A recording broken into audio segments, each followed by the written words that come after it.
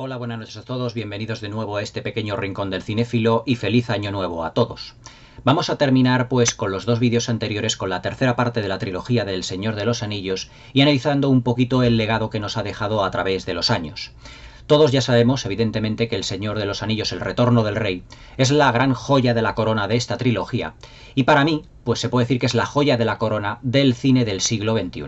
Quedaos hasta el final de este vídeo porque os voy a enseñar material que yo tengo de la trilogía del Señor de los Anillos, también del Hobbit, que tengo también pues como un pequeño tesoro, también como coleccionista ya no solo de cine, sino también lo que se refiere a literatura, a libros. Tengo libros del cómo se hizo, tengo libros sobre las armas y sobre las batallas, tengo varias ediciones en Blu-ray, como por ejemplo la edición extendida, el Digibook, todas ellas que os voy a ir enseñando pues a lo largo de este vídeo, en cuanto vayamos ido hablando pues un poquito de todo lo que es el legado y que nos ha dejado no solo ya El Retorno del Rey, sino en realidad toda la trilogía cinematográfica englobada ya en la última película que, como todos sabemos, es la gran ganadora de esos 11 premios de la Academia y una de las películas más galardonadas y premiadas de la historia del cine. Para mí El Retorno del Rey, pues si tengo que definirla, pues prácticamente pues en unas breves palabras diría que es esa película irrepetible que después del año 2003, que vimos prácticamente en las navidades del año 2003, se puede decir que es una película que en calidad ya nadie ha igualado. Es decir, la cima narrativa, cinematográfica y artística, tanto técnica como artística, que consiguió Peter Jackson en el año 2003 y que estuvo filmada, como todos sabemos, en Nueva Zelanda, en gigantescos decorados, realmente pues esa cima cinematográfica nadie en el siglo XXI ha sido capaz, bajo mi punto de vista, de llegar, digamos, a esa cumbre. Yo me acuerdo que cuando la vi en el cine, entonces pues estaba con un amigo, fui a verla con un amigo, y cuando salimos de verla, pues ya era bastante tarde, eran las 3, las 4 de la mañana, porque la verdad es que lo que fue el estreno de la película se retrasó bastante en el tiempo, porque había muchísima gente para entrar al cine. Cuando salimos a la calle, para ya irnos hacia casa, pues le dije a mi amigo, pues mira, yo creo, así directamente, que tardaremos mucho tiempo en ver una película del calibre de El Retorno del Rey.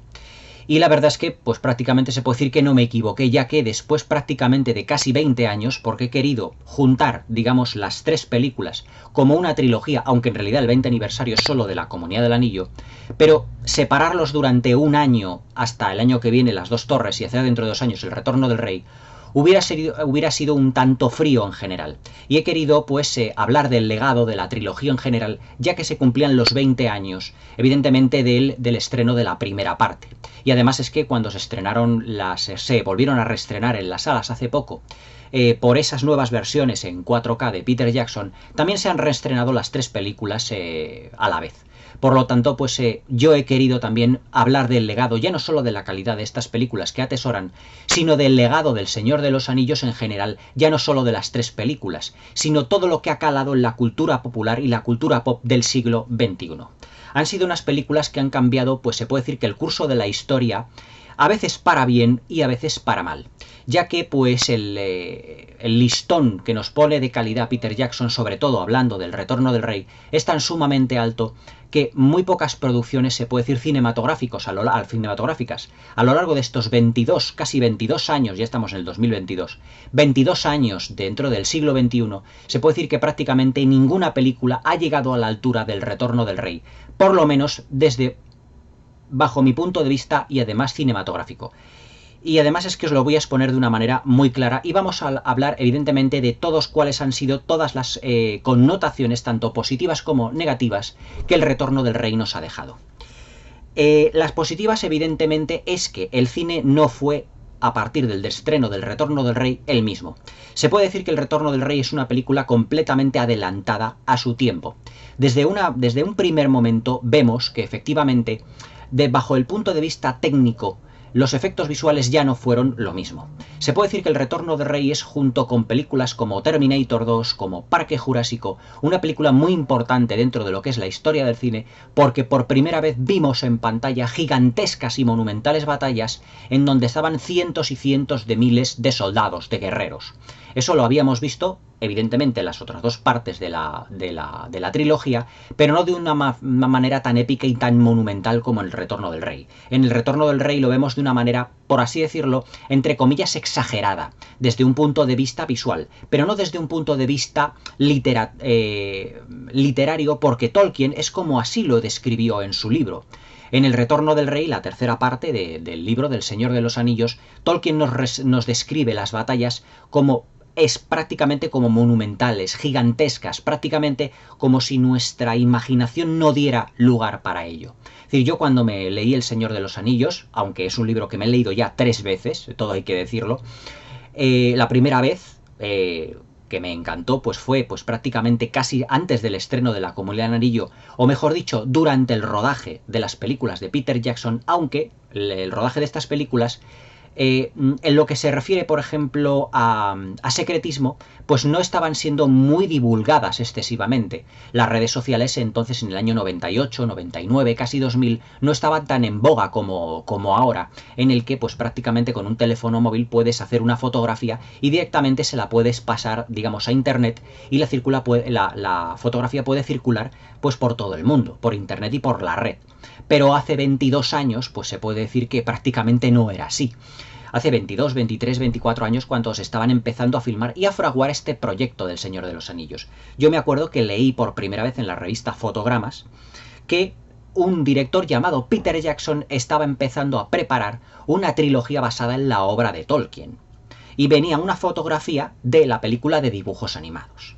Evidentemente, cuando yo lo leí, pues dije, pues tiene que tener mucha suerte y veremos cómo sean las películas. Porque claro, llevar a la gran pantalla toda la obra tolkieniana del Señor de los Anillos pues es algo que ya intentó en su día Stanley Kubrick. Pero es que ni siquiera el genio de Kubrick pudo realizarlo, porque los estudios prácticamente se le echaron encima y le dijeron que no solo era una película, mejor dicho, una obra inabarcable, sino que era también imposible de llegar a la gran pantalla debido a su gran complejidad. Pero es que lo que Peter Jackson nos ha dado, ya no solo en La Comunidad del Anillo, en Las Dos Torres, lo que nos ha dado en El Retorno del Rey es como un gigantesco esquema. Es decir, Peter Jackson, como guionista, y Frank Walsh y Philippa Boyens, los 3 guionistas de esta película, lo que han hecho ha sido un esquema de todo lo que son los acontecimientos de las películas, de las novelas, pero reduciéndolos a lo mínimo indispensable y haciendo solo unos cambios puntuales para que nosotros nos diésemos cuenta que realmente estábamos viendo El Señor de los Anillos, porque esos cambios han sido cinematográficamente necesarios para la fluidez de la narrativa y evidentemente para darle protagonismo a unos personajes que en la novela no lo tienen tanto, como por ejemplo Arwen, evidentemente, en La Comunidad del Anillo, en donde es el personaje que lleva a Frodo prácticamente a Rivendell, cuando en la novela es solo Frodo, el que él, aun herido por los Nazgûl, es el que se enfrenta a los Nazgûl, el que termina huyendo de ellos y el que lleva prácticamente casi a Rivendell, o prácticamente se queda a orillas de ese río, pues esperando a que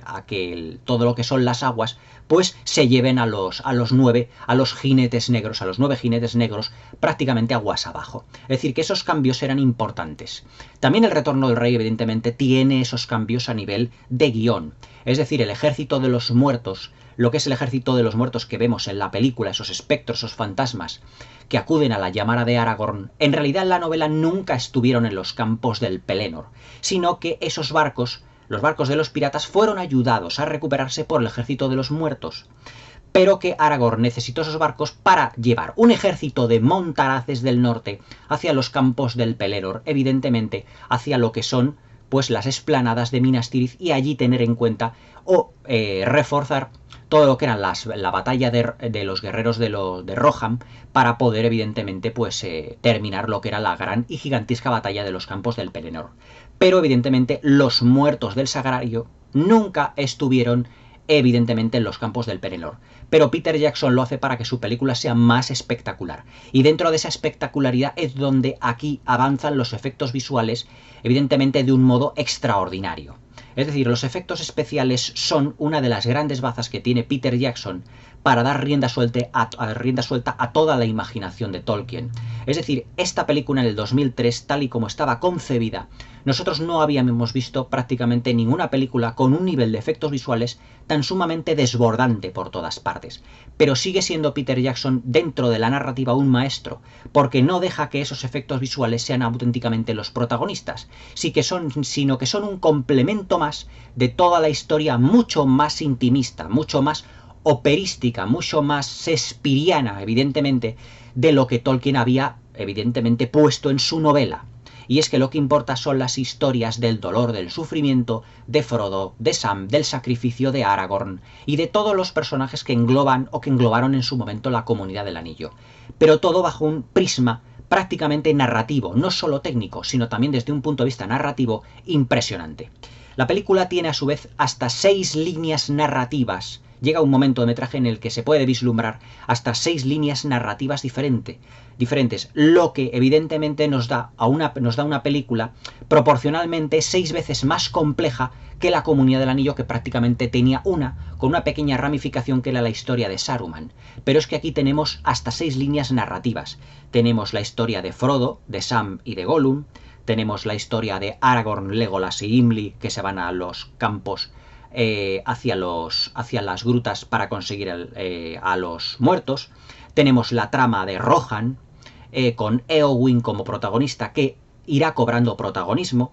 Tenemos evidentemente Merry, Pippin y Gandalf, que están en Minas Tirith. Tenemos la historia de Faramir, evidentemente, que se intenta sacrificar para recuperar el amor de su padre. Y evidentemente tenemos, pues, claro está, pues la historia de Elrond y de Arwen, en el que Arwen renuncia prácticamente a su inmortalidad porque ella quiere quedarse en la Tierra Media. Y todo eso, 6 líneas narrativas dentro de todo lo que es el bando, digamos, de los buenos. Pero luego tenemos indescriptiblemente, pues, mejor dicho, evidentemente todo lo que es la gran línea narrativa, que son los preparativos de la gran batalla del Pelennor y del asedio de Minas Tirith por parte de los orcos. Tenemos el protagonismo del Rey Brujo, el protagonismo de Gothmog, que es ese lugarteniente, ese general que guía a las tropas de Sauron hacia Minas Tirith. Es decir, es una película dentro de su temática con una grandísima complejidad narrativa, porque esas 6 y hasta a veces 7 líneas narrativas se van multiplicando, pero es que todas ellas se van cerrando a lo largo de los 200 minutos que dura al menos la película que nosotros vemos en los cines, y de los 250 minutos que dura la edición extendida. Es decir, todo ese conglomerado de complejidad narrativa mezclada con complejidad técnica de los efectos visuales, con la creación de grandes ejércitos y además con ese increchendo dentro de lo que es la narrativa de la película, en la que cada vez vamos creando más tensión cuando vienen evidentemente el asedio de Gondor. Luego cuando se produce todo ese asedio de lo que son los Nazgûl con sus bestias aladas destruyendo los trabuquetes. Todo lo que es la batalla cuando entran todas las tropas de Sauron dentro de lo que es la ciudad. Luego cuando vienen los ejércitos de Rohan y prácticamente destruyen a casi todos los orcos. Luego como vienen los ejércitos de los Mumakil, los hombres del este. Luego evidentemente Aragorn, Legolas y Gimli con los barcos, con los muertos, para poder destruir todo el ejército de los guerreros de Sauron y también de los Mumakil, de esos gigantescos elefantes. Es decir, que prácticamente es como la reunión de un ejército tras otro, que todo eso va cobrando fuerza narrativamente hasta llegar a un clímax. Y ese clímax es cuando ya todo está muy en silencio dentro de lo que es la primera parte de la película, cuando los muertos le dicen a Aragorn que les libere. Y con ello termina como una primera parte, pero queda otra en la que todas nuestras fuerzas del bien tendrán que enfrentarse a otro gigantesco ejército. Ejército que evidentemente ya casi prácticamente ni se enfrentarán, porque es cuando ya Frodo y Gollum, se puede decir que tiran el anillo hacia el monte del destino, es decir, cuando Gollum roba el anillo a Frodo, y se caen los dos cayendo, Gollum y el anillo, y todo ello pues evidentemente declinará la balanza hacia las fuerzas del bien. Es decir, El Retorno del Rey es como película un auténtico tour de force narrativo, porque además de todas las líneas narrativas que tienen, que le dan una complejidad que ya os digo, ninguna película le ha dado hasta ahora dentro del siglo XXI, acompañado de una labor técnica absolutamente encomiable. Todo lo que son los gigantescos decorados, más de 300 en esta película, todas las miles y miles de armaduras, todas las piezas y los protésicos, evidentemente para el maquillaje, más de 500 caballos que se utilizaron para la película. Es decir, es una película absolutamente desbordante. Es una película, como la crítica dijo en su día, exagerada en todos sus aspectos, pero que evidentemente dentro de ese desborde, dentro de esa exageración, todo eso está muy meticulosamente calculado para que la película se nos hagan, o prácticamente esos 200 minutos, en la edición extendida más de 4 horas de película, se nos hagan muy livianas y se nos haga además muy livianas en lo que a narración y montaje se refiere. Pero evidentemente, emocionalmente, acabemos prácticamente exhaustos debido a todas las batallas, a todos los combates y a todos los momentos absolutamente extraordinarios que tiene El Retorno del Rey. Eso, hasta el día de hoy, narrativamente, técnicamente, no se ha superado. Yo me acuerdo que, que cuando le dije a mi amigo cuando salimos del cine, tardaremos en ver una película de estas características. Y bueno, creo que mi amigo me dice, bueno, pero si es efectos especiales se refiere, seguramente a lo mejor, pues dentro de unos años, los efectos especiales siempre evolucionan, pero es que los efectos especiales tienen que estar acompañados de una historia realmente profunda, que cuaje. Es decir, no solo darnos gigantescas batallas, sino darnos una historia más grande que la vida, como se decía en el Hollywood clásico, bigger than life, para que penetre en nosotros realmente y nos deje una marca de por vida. El Retorno del Rey, además de ser una de mis películas favoritas, no es mi favorita, pero es una de mis películas favoritas, que la nombré en aquel vídeo que hice en el que expuse mis 12 películas favoritas, pues la verdad es una película a tener en cuenta. Es una película que dentro de su epicidad, de la épica, dentro de lo que es el siglo XXI, prácticamente no tiene igual. Y en el que esta película pues iguala a las grandes películas épicas de la historia del cine como Lawrence de Arabia, como Cleopatra, como Ben-Hur, como Los 10 Mandamientos. Es una de esas películas gigantescas, realmente apabullantes, que le dejan a uno exhausto a la salida del cine. Aunque dentro de muy poco comentaré otra de esas películas épicas, pero que es una película que tiene más de 100 años, y en el que se puede decir que todos los directores, incluso también Peter Jackson, han basado o han visualizado sus batallas y sus grandes momentos de grandes decorados a una película que yo reseñaré en breve, de David Ward Griffith, que es para mí una de las 10 mejores películas, una de las 12 mejores películas de la historia del cine, y que además analizaré en profundidad y que está mencionada en mi vídeo de mis 12 mejores películas de la historia del cine. Seguramente si habéis seguido el canal, pues a lo mejor ya sabéis cuál es esa película. Pero esa película de David Ward Griffith, que tiene más de 100 años, es un componente indispensable para entender el cine hoy en día. Y El Retorno del Rey es un referente ineludible a la hora de planificar esta película cuando hablemos de la película que os estoy comentando. El Retorno del Rey, la tercera parte del Señor de los Anillos, ya no solo es un gigantesco monumento a lo que es el cine. Es una película que ha influenciado en la cultura pop de todos los tiempos, de los últimos tiempos, mejor dicho, del cine contemporáneo, porque otras películas que también tienen batallas gigantescas y multitudinarias intentan muchas veces imitar a lo que Peter Jackson hizo tan extraordinariamente.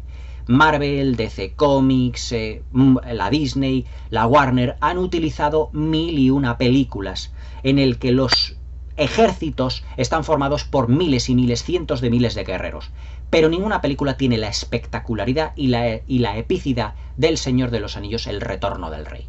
Es decir, la manera de visualizarlo, la manera que tiene de planificarlo, la manera que tiene de narrarlo Peter Jackson es a día de hoy inigualable.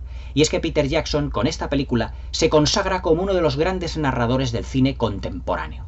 Es más, James Cameron, para realizar su Avatar varios años después, se fue o pidió los servicios de la Weta Workshop y de la Weta Digital, la compañía de Peter Jackson, precisamente para elaborar la captura de movimiento, los decorados o prácticamente los casi decorados digitales y evidentemente la grandiosidad que tiene Avatar, evidentemente que está todo muy basado en la tecnología y en ese saber hacer que Peter Jackson le había dado. Es decir, que El Retorno del Rey también es una lección de cine incluso para cineastas que han sabido a veces en mejores o en peores condiciones imitar el estilo de Jackson, pero que ninguno de ellos lo ha conseguido. Para mí, ya os digo, El Retorno del Rey es esa cumbre del cine del siglo XXI prácticamente inalcanzable a día de hoy y que prácticamente se puede decir que como está el cine de Hollywood hoy en día, será una película que yo creo que quedará ya no para los anales de la historia, evidentemente, que ya ha pasado a los anales de la historia, como una de las grandes películas de la historia del cine, sino que El Retorno del Rey quedará por el momento como esa película prácticamente insuperable prácticamente inalcanzable, es decir, como un tótem místico que tendrán muchos directores y que no conseguirán alcanzar debido a una conjunción perfecta entre técnica, arte y narrativa. Y eso es lo que Peter Jackson consigue a través de esta película.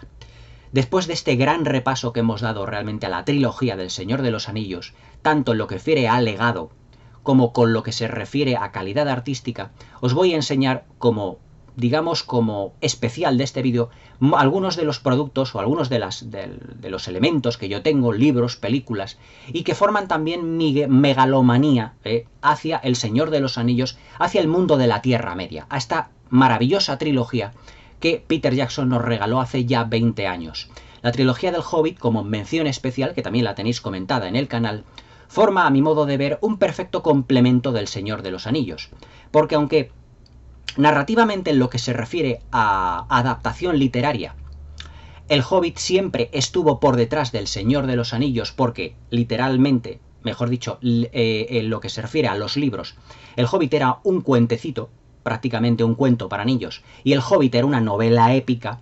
Evidentemente Peter Jackson le quiso dar, en su adaptación del Hobbit en esas 3 películas, le quiso dar un componente épico también a su historia. Como dice Gandalf en Un viaje inesperado, toda gran historia merece ser adornada. Y es lo que Peter Jackson realmente nos hace. Adornar el Hobbit con muchísimas cosas también para que funcione como complemento del Señor de los Anillos. Y si os dais cuenta, Un viaje inesperado empieza casi como la Comunidad del Anillo. Es decir, con Frodo y con Sam en la fiesta del 111 cumpleaños de Bilbo. Aunque claro, Ian Holm ya se le ve que está más mayor, evidentemente. Aunque a Elijah Wood no se le... parece que no han pasado mucho los años por él. Y cómo termina la batalla de los 5 ejércitos, evidentemente también con Ian Holm, cuando Gandalf le toca a la puerta y dice Bilbo, dice, no, gracias, no más visitas inesperadas, etcétera, etcétera. Y dice Gandalf, ni tampoco viejos amigos. Es decir, que la clave de que la trilogía del Hobbit funciona como complemento del Señor de los Anillos es que, tanto al principio de Un viaje inesperado como al final de la batalla de los 5 ejércitos, se funde en uno solo como si fuera un cuento que Bilbo nos está contando a nosotros, igual que Tolkien, el cuento del Hobbit, se lo contaba a sus nietos. Es decir, fijaos de ahí, por así decirlo, el juego que hace Peter Jackson en la trilogía del Hobbit. Que funcione no solo como trilogía cinematográfica, sino como un cuento. Que funciona dentro de la trilogía del Señor de los Anillos. Por eso funciona como un complemento realmente estupendo. Dicho todo esto, os voy a enseñar muchos de los elementos, libros, películas, complementos que yo tengo. Ya para terminar, por así decirlo, la conmemoración de lo que es la trilogía del Señor de los Anillos y también como legado, porque como legado también nos ha dejado realmente bastante información. Para lo que son las 2 trilogías del Hobbit y del Señor de los Anillos, Peter Jackson se basó en 2 grandes dibujantes, en 2 grandes ilustradores, que fueron Alan Lee y John Howe. Alan Lee es el ilustrador de la novela del centenario del Señor de los Anillos que yo tengo. Lo que pasa es que no les voy a enseñar la novela porque la tengo en casa de mi madre. Además que es un ladrillo así de gordo. Y además es que viene con un montón de ilustraciones de un dibujante que para mí, hasta que compré el libro, no le conocía. Y era Alan Lee. Además, especializado en dibujos de lo que se refiere a la Tierra Media. Y ganador de un Oscar a la mejor dirección artística por todo el diseño de producción, que evidentemente estuvo basada en sus dibujos. Tanto en los dibujos de Alan Lee, aunque también en los de John Howe, pero también en los de John Howe ya, digamos, en menor medida. Pero Peter Jackson quiso dar a sus 2 trilogías, tanto la del Hobbit como al Señor de los Anillos, un estilo visual parecido a los dibujos que había realizado Alan Lee. Y los dibujos que hace Alan Lee para la novela ilustrada del Señor de los Anillos son dibujos a acuarelas, están realmente extraordinariamente bien hechos. Y es que además tiene un sentido de la fantasía como muy extraño, como muy retorcido, pero a la vez fascinante. Y cuando salió en este libro una recopilación de muchos de los dibujos y otros tantos que hizo especiales para la película, Alan Lee, en este libro, que se llama El Señor de los Anillos, cuaderno de bocetos. Alan Lee, basado en la obra de Tolkien. Y este libro, la verdad es que es fantástico porque nos enseña 1001 dibujos de todo lo que es la Tierra Media, de cómo la concibió Alan Lee y todo lo que nos expuso. En este dibujo, no sé si lo veréis totalmente, podemos ver a los Nazgûl, a Osgiliath, a Minas Morgul y a Minas Tirith aquí, al fondo. Pero es que este libro está lleno de bocetos, de dibujos, de todo lo que son los hobbits, por ejemplo, con Gandalf. Este dibujo que tenemos con Gandalf y con Frodo, pues por ejemplo, ese le tenemos en la novela del Señor de los Anillos, en la edición ilustrada. Este de aquí. Que obedece, evidentemente, si os acordáis, a una secuencia de la película. Pero es que el libro además está llenito de todos estos dibujos. Aquí tenemos por ejemplo, uno de los personajes que no apareció en las versiones cinematográficas, que es Valla de Oro, la mujer de Tom Bombadil. Ese personaje, digamos, un tanto excéntrico, pero también mágico, que vive en el Bosque Viejo, uno de los capítulos que es mencionado en Las Dos Torres, pero que no es mostrado en la película. Y aquí, pues, la casita donde viven Tom Bombadil y Valla de Oro. Pues así prácticamente es enteramente este libro. Bocetos, cuaderno de bocetos, El Señor de los Anillos, de Alan Lee. La verdad es que este es maravilloso. Para un coleccionista, de lo mejorcito. Yo me lo compré, pues hará ya, pues este libro estará conmigo desde hace ya más de 10 años. Evidentemente no podía faltar en mi colección cómo se hizo El Señor de los Anillos. Es decir, un amplísimo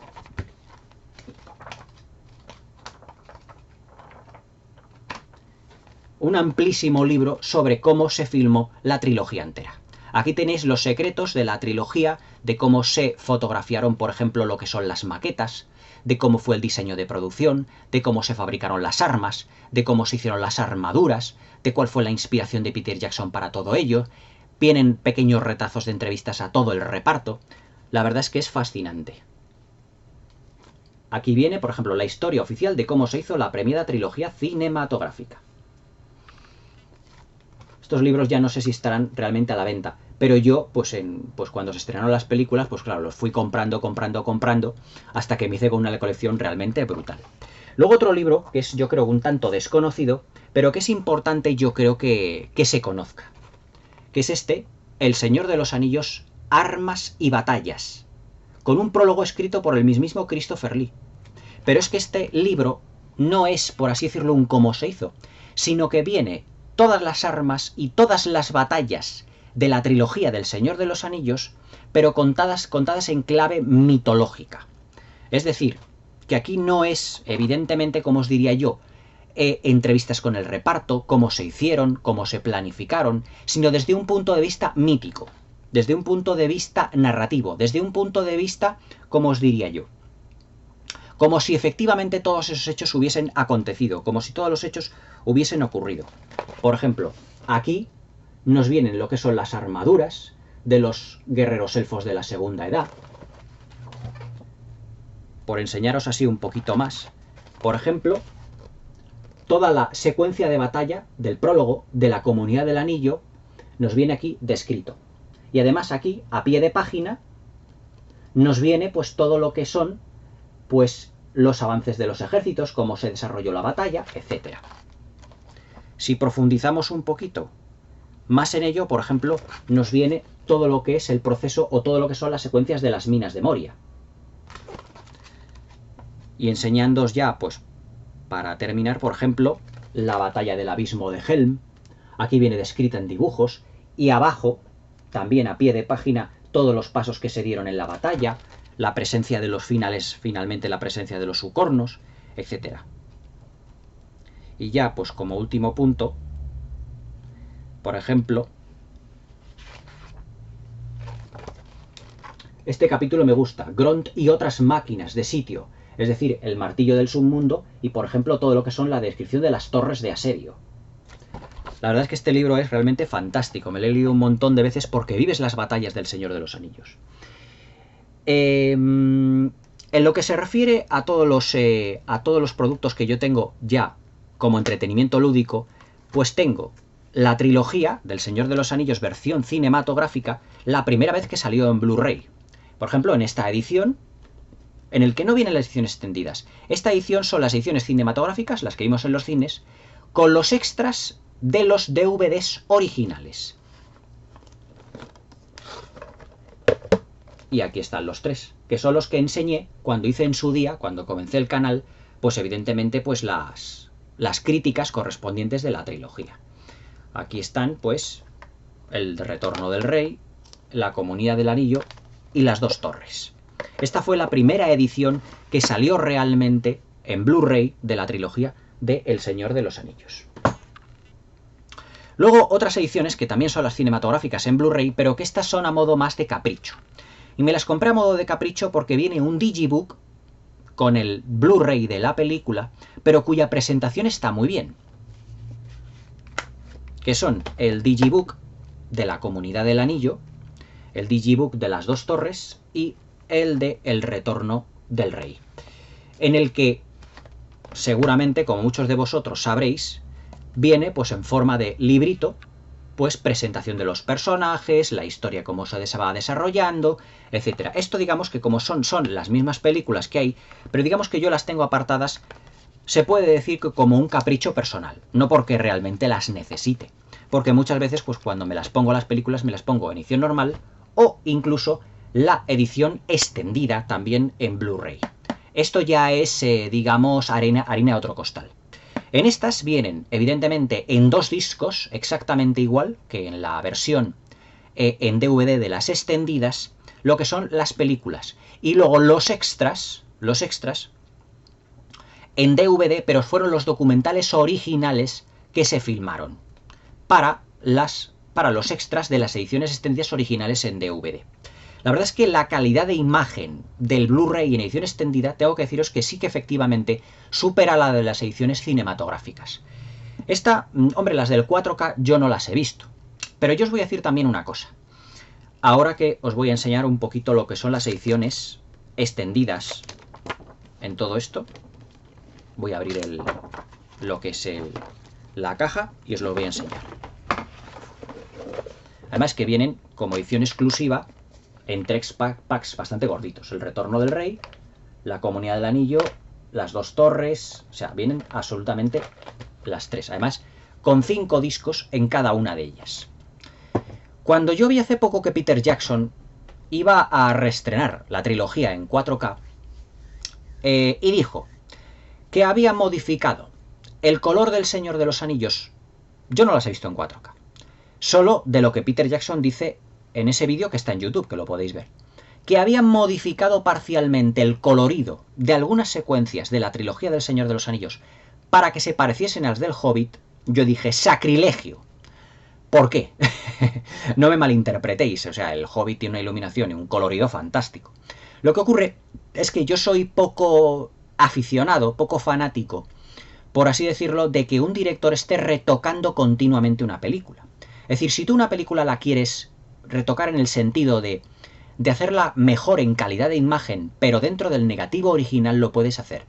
Pero no varíes ni el colorido, no varíes la colorimetría, no varíes los efectos especiales, aquello que George Lucas hizo para reestrenar la trilogía en 1997 de la Guerra de las Galaxias, por también el 20 aniversario de la Guerra de las Galaxias, del episodio 4, en el que había retocado todos los efectos visuales digitalmente, que lucía muy bien en pantalla, pero lo que es la esencia de la película se pierde.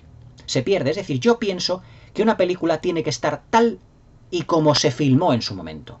Una cosa es que evidentemente tú la retoques para que en la televisión se vea mejor con las nuevas tecnologías, es decir, retoques la definición, retoques algún fotograma, porque estas fueron películas que se rodaron en 35 milímetros, si la quieres pasar a formato digital. Pero no toques el color, no toques los efectos especiales, no intentes mejorarlo en nada, porque la esencia original la pierdes. Es decir, El Señor de los Anillos, Las dos torres y El Retorno del Rey, que se vieron en los cines en 4K hace poco, no fueron visualmente, en lo que refiere a color, a textura, a definición, las mismas películas que yo vi hace 20, 19 y 18 años. Es decir, yo pienso que un director, o pienso, si un coleccionista, por como yo es muy purista, tiene que tener la obra tal y como se concibió. ¿Os imagináis, por ejemplo, si ahora levanta la cabeza, yo qué sé, Velázquez y dice voy a actualizar las meninas o cualquier cuadro del Museo del Prado para que esté actualizado para el nuevo formato. Sería completamente absurdo.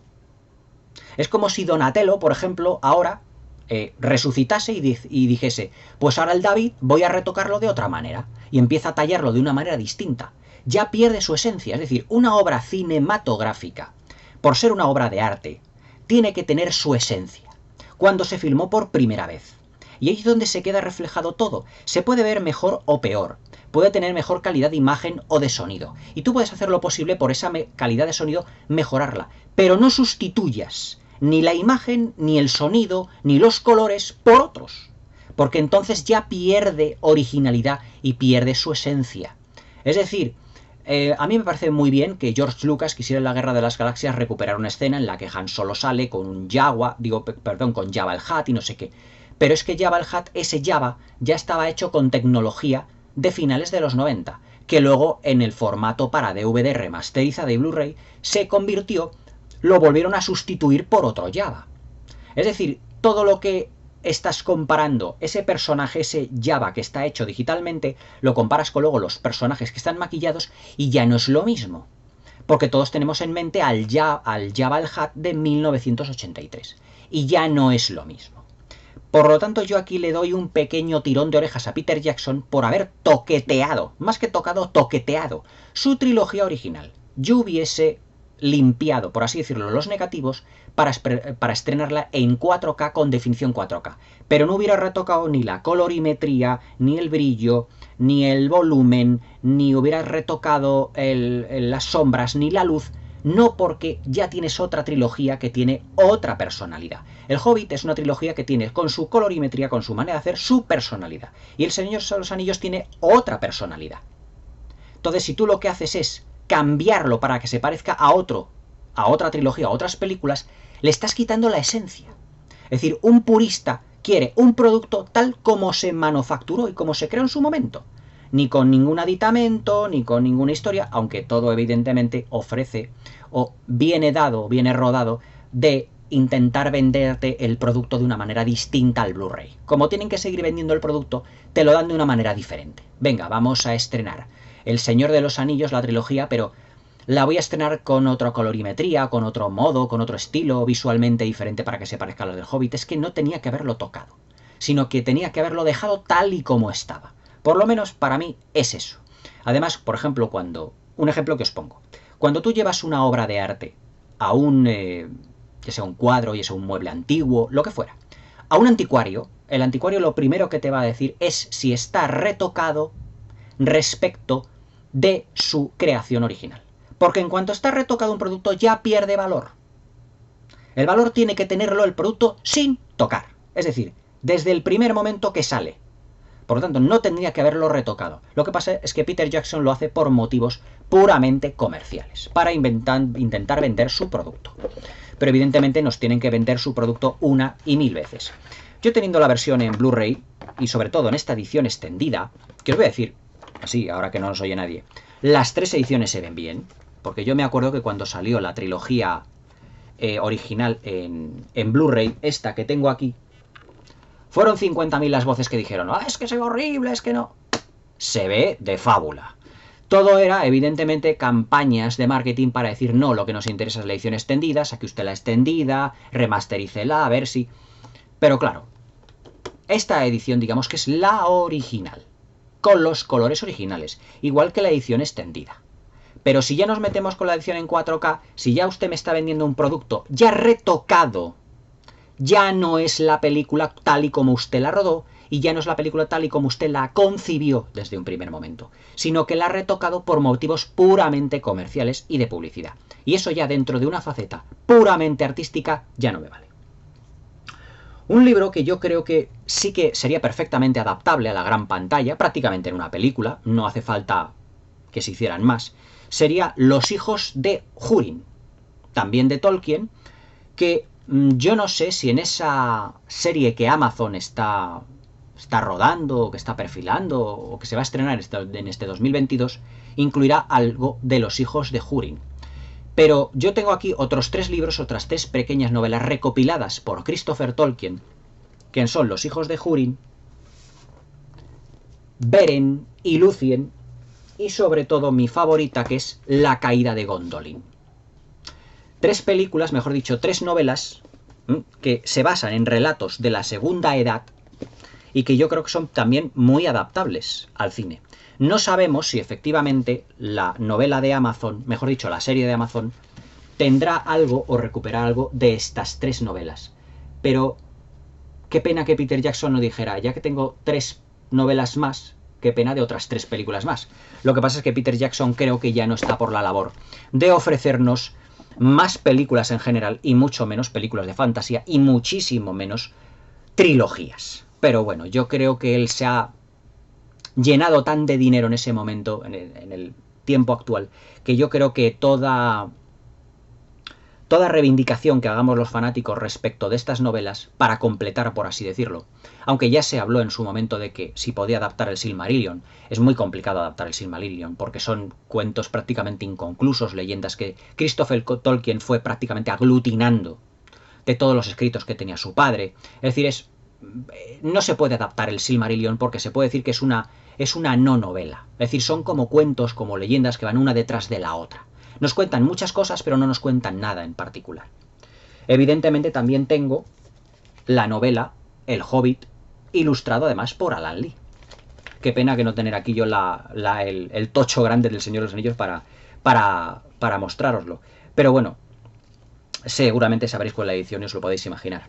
Esta novela también incorpora, ya os digo, ilustraciones de Alan Lee preciosas, como por ejemplo, mira, esta. De Bilbo. Dentro de lo que es la comarca, en las puertas de lo que es... que es que no veo yo. En las puertas de lo que es, evidentemente, Bolsón Cerrado. También, referente al Hobbit, tengo pues otro gran como se hizo, que fue La desolación de Smaug. O sea, fijaos si tengo yo cosas de Tolkien y de estas películas. Brian Sibley es prácticamente un historiador. Brian Sibley, aquí está, guía oficial de la película. Brian Sibley es un historiador de cine y además es que te va contando todo lo que La desolación de Smaug dio de sí, lo que fue el rodaje, todo ello, en una clave además muy entretenida y muy amena. Y luego ya también como regalos, por ejemplo, el álbum de la película del Hobbit, Un viaje inesperado, con algunas fotografías increíbles. La verdad es que todos estos libros que os estoy mostrando están muy, muy trabajados. O sea, fijaos todo lo que es el grado de detalle, se puede ver el grado de detalle del maquillaje, de la dirección artística, todo lo que estas películas han dado de sí realmente. Y luego 4 libros que son crónicas. Por ejemplo, Crónicas del Hobbit, Un viaje inesperado. Y aquí nos define todo lo que es la creación prácticamente de lo que es el mundo de la Tierra Media.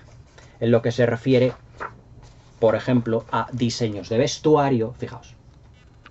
Diseños de vestuario de todos los hobbits, es que esto es impresionante. O sea, verlo, todo esto y empaparse de ello, es decir, cuánto han tenido que trabajar tantos cientos y cientos de personas durante años. Es un trabajo realmente exquisito. Solo tengo las del Hobbit porque el Señor de los Anillos en su día no las capturé, los de crónicas. Pero, por ejemplo, aquí tenemos un montón de pruebas de maquillaje para Thorin Escudo de Roble.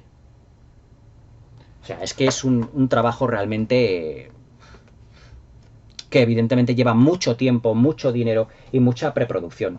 Crónicas 3, arte y diseño de La desolación de Smaug. La verdad es que precioso todo lo que son las ilustraciones, por ejemplo, Beorn, todos los diseños que se hicieron para Beorn, para su caseta, que luego terminó, si os dais cuenta, aquí abajo, aquí abajo, siendo un decorado. Arte y diseño de El Hobbit, la batalla de los 5 ejércitos. O sea, el libro también, las portadas están trabajadísimas. Y esto es una gran maravilla verle. Este sobre todo, porque creo que tiene el arte más cuidado de todo ello. A ver si puedo encontrar una que me gusta, especialmente, que es, por ejemplo, el dibujo de la ciudad valle de los hombres. Ahí está, fantástico. A ver si también puedo encontrar dentro de lo que es ya la batalla. Fijaos el diseño de todas las armas de los enanos. Pues son cientos y cientos de páginas dedicados a eso. Y el arte de la guerra, que este me parece fantástico, también del Hobbit. Con Azog, el profanador, en la portada. El arte de la guerra que aquí ya nos describe pues todo lo que son las batallas en sí. A ver, alguna ilustración que tenga chula.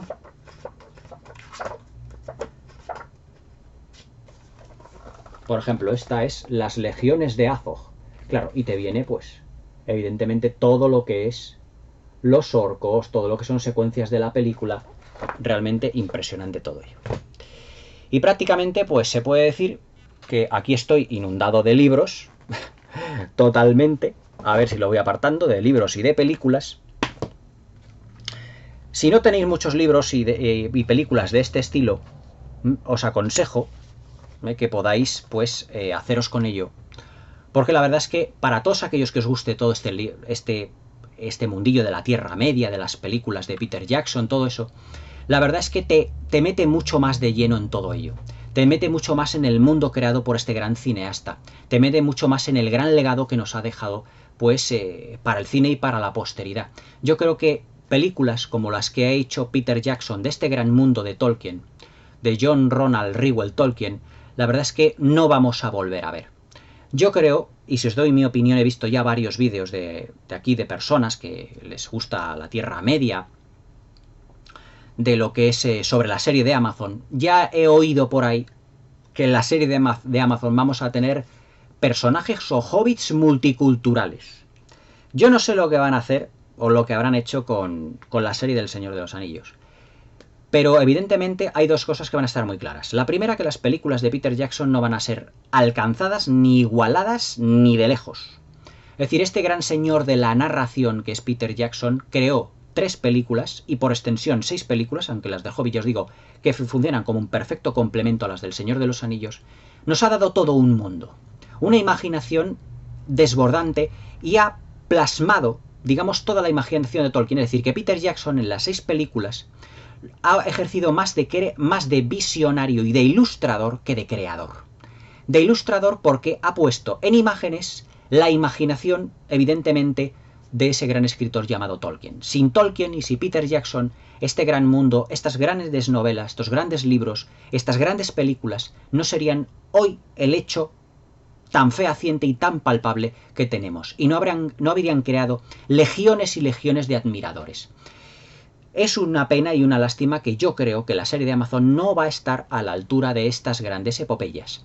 Porque como dijo Elijah Wood hace poco, el actor que hace de Frodo Bolsón, le preguntaron sobre la nueva serie de Amazon, dijo un poco en un tono un tanto escéptico. Le preguntaron si evidentemente estarían a la altura o qué se esperaría de ellas. Y dijo que las películas de Peter Jackson hoy en día serían ya imposibles de realizar. Hoy en día en Hollywood, imposibles de realizar. Y no me refiero solo a la parte técnica. En eso evidentemente los efectos visuales han mejorado. Pero no desde un punto de vista tan narrativo como lo hizo Peter Jackson y sobre todo desde su punto de vista del cine que se hacía hace 20 años. Incluso del que se hacía hace 10 años. Hoy en día el cine, Hollywood, ha cambiado muchísimo. Ya sabéis, y no voy a meterme otra vez, en lo que ha cambiado. Y hoy en día unas películas, tal y como las concibió Peter Jackson, sería prácticamente imposible llevarlas a cabo. Veremos qué nos regala Amazon, pero ya os digo, debido a diversos factores sociopolíticos, ideológicos, esas películas seguramente, esa serie, digamos, no va a estar seguramente a la altura de las obras maestras y del legado que nos da Peter Jackson, sobre todo evidentemente con su mejor película, que es El Señor de los Anillos, El Retorno del Rey. Una película realmente extraordinaria, una película única, una película para tener en cuenta y que para mí es la mayor obra cinematográfica del siglo XXI y que ha influido en miles de películas que se han hecho posteriormente, sobre todo efectos visuales, porque narrativamente no ha sido igualada y no creo que lo pueda ser en muchos años, ya que ese gran narrador que era Peter Jackson, digamos que se ha llevado consigo su narración y que prácticamente se puede decir que no creo que nos vuelva a dar un gran ejemplo de lo que es, aunque sí que nos regaló obras como King Kong, como Desde mi cielo, The Lovely Bones, aquella película con Saoirse Ronan, hoy en día una gran estrella. Él fue el descubridor de ella y de Kate Winslet en Criaturas Celestiales. Como gran narrador y como gran director también ha sido descubridor de grandes estrellas, pero que evidentemente la calidad del Retorno del Rey y por extensión la calidad de las películas de Peter Jackson no las vamos a tener. Tiempo al tiempo. Espero que os haya gustado estos 3 vídeos dedicados al legado de la trilogía del Señor de los Anillos. Para mí ha sido un placer poder realizarlos porque es rememorar y conmemorar 3 películas únicas que ya están entre lo mejor de la historia del cine y que los historiadores ya las incluyen en esa gran gama de clásicos de la historia de la cinematografía mundial. Para mí ha sido un placer hacer estos 3 vídeos y hablando de 3 maravillosas películas, no solo desde un punto de vista de calidad, sino de un punto de vista del gran legado cinematográfico que nos deja. La trilogía del Señor de los Anillos de Peter Jackson es, o son, las 3 películas que mayor legado tienen a día de hoy dentro de lo que es la historia del cine contemporáneo. Y seguramente ninguna otra película nos volverá a dar un legado tan impresionante.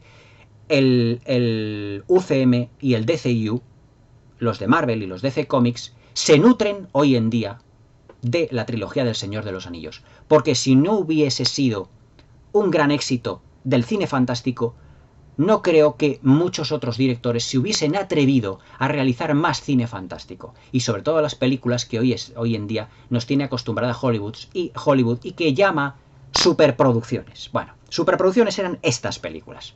Pero esas y anteriores a realizadas a estas. Pero hoy en día, bueno, si dicen que rodar en una pantalla, en un croma, es una superproducción, pues bueno, será superproducción desde el punto de vista económico, pero no artístico.